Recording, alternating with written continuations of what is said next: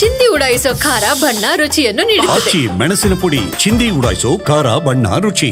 ಮತ್ತೊಂದು ಕಡೆ ಬಿಡುಗಾಸು ಪರಿಹಾರವನ್ನು ಕೂಡ ಇನ್ನೂ ಕೂಡ ಕೊಟ್ಟಿಲ್ಲ ರೈತರಿಗೆ.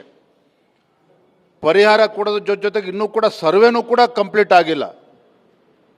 ಮತ್ತೊಂದು ಕಡೆ ಮುಖ್ಯಮಂತ್ರಿಗಳೇ ಈ ರಾಜ್ಯದಲ್ಲಿ 10 ಲಕ್ಷ ಹೆಕ್ಟೇರ್ ಅಷ್ಟು ಬೆಳೆ ನಾಶ ಆಗಿದೆ ಅಂತೇಳಿ ಒಂದು ಡೆಡ್ಲೈನನ್ನು ಅಧಿಕಾರಿಗಳು ನೀಡ್ತಾ ಇದ್ದಾರೆ. ಎಲ್ಲ ಒಂದು ಕಡೆ ರಾಜ್ಯದಲ್ಲಿ ಇವತ್ತು 30-35 ಲಕ್ಷ ಹೆಕ್ಟೇರ್ ಅಷ್ಟು ಇವತ್ತು ಬೆಳೆ ಹಾಳಾಗಿದೆ, ನಾಶ ಆಗಿದೆ ಅಂತೇಳಿ ರೈತರು ಬೊಬ್ಬೆ ಹೊಡಿತಾ ಇದ್ದಾರೆ. ಮುಖ್ಯಮಂತ್ರಿಗಳು 10 ಲಕ್ಷ ಹೆಕ್ಟೇರಲ್ಲಿ ಮಾತ್ರ ಇವತ್ತು ಬೆಳೆ ನಾಶ ಆಗಿದೆ ಅಂತ ಮತ್ತೊಂದು ಕಡೆ ಹೇಳಿಕೆ.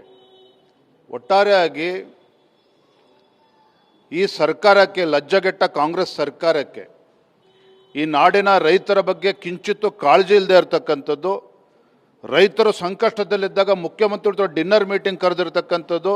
ನಾನು ಆಗ್ರಹ ಮಾಡ್ತಾ ಇದ್ದೇನೆ ಮುಖ್ಯಮಂತ್ರಿಗಳಿಗೆ, ನಿಮಗೇನಾದರೂ ಕೂಡ ಕಿಂಚಿತ್ ಈ ನಾಡಿನ ರೈತರ ಬಗ್ಗೆ ಕಾಳಜಿ ಇದ್ದರೆ ತತ್ಕ್ಷಣ ನೀವು ಕರೆದಿರ್ತಕ್ಕಂಥ ಡಿನ್ನರ್ ಮೀಟಿಂಗನ್ನು ಕ್ಯಾನ್ಸಲ್ ಮಾಡಿ.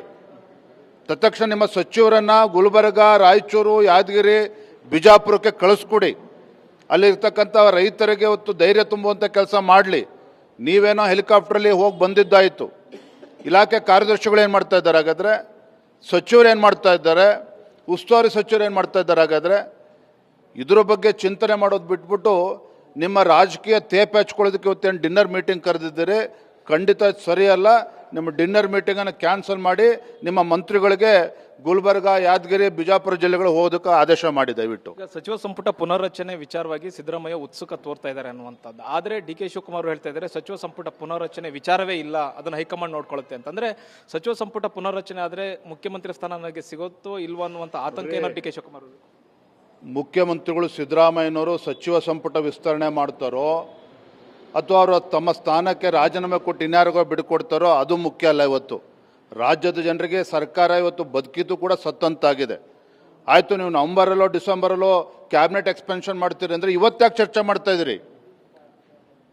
ರೈತರ ಜೀವಕ್ಕೆ ಹಾಗಾದ್ರೆ ಕಿಮ್ಮತ್ತಿಲ್ವ? ಹಾಗಾದರೆ ರೈತರ ಸಮಸ್ಯೆಗೆ ಸ್ಪಂದನೆ ಮಾಡಬೇಕಂತ ರಾಜ್ಯ ಸರ್ಕಾರ ಇವತ್ತು ಕ್ಯಾಬಿನೆಟ್ ಎಕ್ಸ್ಪೆನ್ಷನ್ ಬಗ್ಗೆ ನಿಮ್ಮ ಸಚಿವರುಗಳು ಹಾದಿಲಿ ಬಿದ್ದಿಲಿ ಮಾತನಾಡ್ತಾ ಇದ್ದಾರೆ ಅಂತ ಹೇಳಿದ್ರೆ ಈ ನಾಡಿನ ರೈತರಿಗೆ ಮಾಡ್ತಾ ಇರ್ತಕ್ಕಂಥ ಅವಮಾನ ಇದು. ನಾನು ಹಾಗಾಗಿ ಮತ್ತೊಮ್ಮೆ ಆಗ್ರಹ ಮಾಡ್ತೇನೆ, ನಿಮ್ಮ ಕ್ಯಾಬಿನೆಟ್ ಎಕ್ಸ್ಪೆನ್ಷನ್ನು ಮತ್ತೊಂದು ಬದಿಗಿಟ್ಟು ಅದು ಬಂದಾಗ ನೀವು ಮಾಡ್ತಿರೋ, ರಾಜೀನಾಮೆ ಕೊಡ್ತಿರೋ, ನಿಮಗೆ ಬಿಟ್ಟಿರ್ತಕ್ಕಂಥದ್ದು, ನಿಮ್ಮ ಹೈಕಮಾಂಡಿಗೆ ಬಿಟ್ಟಿರ್ತಕ್ಕಂಥದ್ದು. ಆದರೆ ಇವತ್ತಿನ ಆದ್ಯತೆ ವಿಶೇಷವಾಗಿ ಕಲ್ಯಾಣ ಕರ್ನಾಟಕದಲ್ಲಿ ಇವತ್ತು ರೈತರೇನು ಸಂಕಷ್ಟದಲ್ಲಿದ್ದಾರೆ.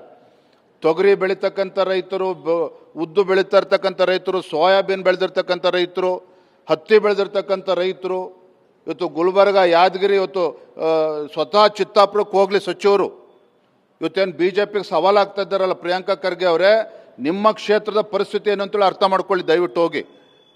ಹಾಗಾಗಿ ಮಾನ್ಯ ಮುಖ್ಯಮಂತ್ರಿ ನಾನು ಮತ್ತೊಮ್ಮೆ ಆಗ್ರಹ ಮಾಡ್ತಾ ಇದ್ದೇನೆ, ರಾಜಕೀಯ ಮಾಡೋದನ್ನು ಬದಿಗಿಟ್ಟು ಇವತ್ತು ನಿಮ್ಮ ಡಿನ್ನರ್ ಮೀಟಿಂಗು, ಮೋಜನ ಮೀಟಿಂಗ್ ಮಾಡೋದಕ್ಕಿಂತ ಇವತ್ತಿನ ಆದ್ಯತೆ ಈ ನಾಡಿನಲ್ಲಿರ್ತಕ್ಕಂಥ ರೈತರೇನು ಸಂಕಷ್ಟದಲ್ಲಿದ್ದಾರೆ, ಆ ಸಂಕಷ್ಟದಲ್ಲಿರ್ತಕ್ಕಂಥ ರೈತರಿಗೆ ಪರಿಹಾರವನ್ನು ತಲುಪಿಸ್ಬೇಕು. ಘೋಷಣೆ ಅಲ್ಲ. ಕಂದಾಯ ಸಚಿವರು ಹೇಳ್ತಾರೆ ಇನ್ನು 10 ದಿನ. ಯಾಕೆ 10 ದಿನ ಬೇಕು? ರೈತರು ದಿನ ಬೆಳೆದ್ರೆ ಒಂದು ತುತ್ತು ಗಂಜಿಗೆ ಪರದಾಡ್ತಾ ಇದ್ದಾರೆ. ನಿಮ್ಮ ಪರಿಹಾರ ತಲುಪಕ್ಕೆ ಇನ್ನೂ 15-20 ದಿನ ಬೇಕು ಅಂತ ಹೇಳಿದ್ರೆ ರೈತರು ಆತ್ಮಹತ್ಯೆ ಮಾಡ್ಕೊಳ್ತಾರೆ, ಇನ್ನೇನು ಮಾಡ್ತಾರೆ ಹಾಗಾದರೆ? ಹಾಗಾಗಿ ಮುಖ್ಯಮಂತ್ರಿಗಳು ರೈತರ ಪರಿಸ್ಥಿತಿಯನ್ನು ಗಂಭೀರವಾಗಿ ತೆಗೆದುಕೊಂಡು ನಿಮಗೇನಾದರೂ ಕಿಂಚಿತ್ ರೈತರ ಬಗ್ಗೆ ಕಾಳಜಿ ಇದ್ದರೆ ಮಂತ್ರಿಗಿರಿ ನಿಮ್ಮ ಮತ್ತೊಂದು ವಿಚಾರವನ್ನು ಚರ್ಚೆ ತರದೇನೆ ರೈತರಿಗೆ ಇವತ್ತು ಸ್ಪಂದನೆ ಮಾಡುವಂಥ ಕೆಲಸ ಆದ್ಯತೆ ಮೇರೆಗೆ ತೆಗೆದುಕೊಳ್ಳಿ ಅಂತೇಳಿ ನಾನು ಆಗ್ರಹಪಡಿಸ್ತೇನೆ.